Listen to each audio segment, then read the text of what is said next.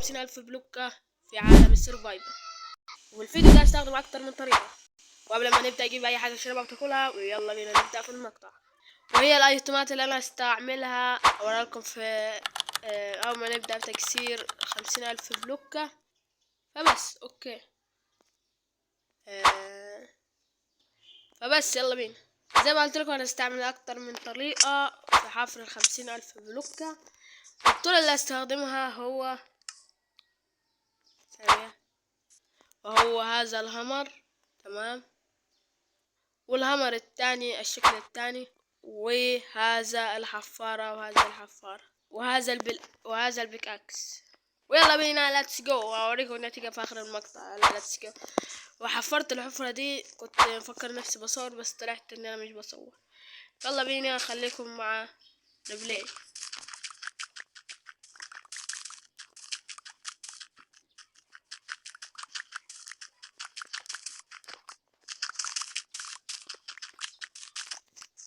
حسيت ان الطريقة جدا بطيئة.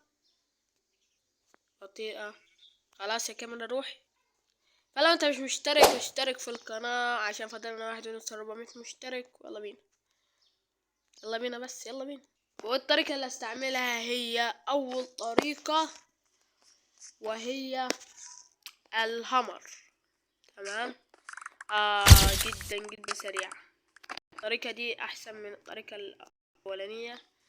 طيب خلينا نكسر هدولا. اوكي بس حاسس الطريقة دي جدا بطيئة برضو، فهنجيب الطريقة جدا اقوى. ايه ده وات ذا فك. ايه ده يا حفارة. طيب خلينا نركب الحفارة. اوه ماي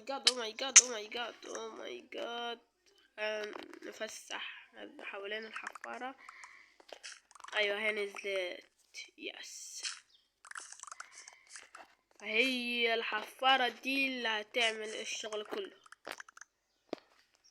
طب خلينا نخش كده في الحيطة.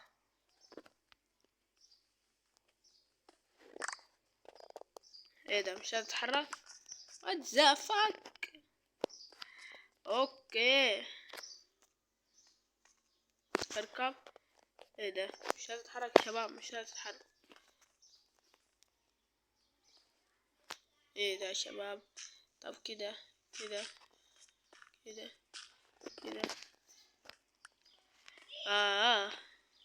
اهي محتاج كده هتعمل يعني هتشتغل. حفرنا كده كله. طب شيل الجوانب دي، تمام. ايوه اهي اشتغلت. ايه ده ليه بتقف يا شباب؟ اهي اشتغل.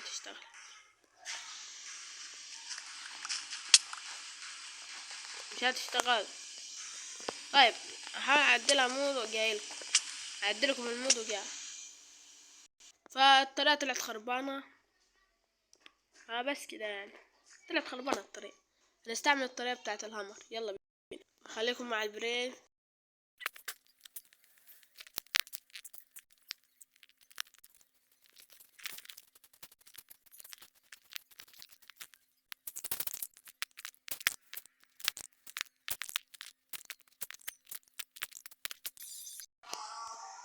اوكي يا شباب ملامح دار، تمام. خليكم مع. وأول مهم عملناه حفرنا وجمعنا الموارد اللي هنعمل بيها الحيطة وبس. بس عزيزي بس اشترك. وهي ده صندوق الديب سلاي، وده صندوق البلوك. واخيرا انتهينا من الحفرة 50,000 بلوكة. بس كده صنعت المقطع. يا رب يكون المقطع عجبكم، وضغط لنا اللايك والاشتراك عشان اكيد نسيت. ويلا جود باي حبيبي، باي.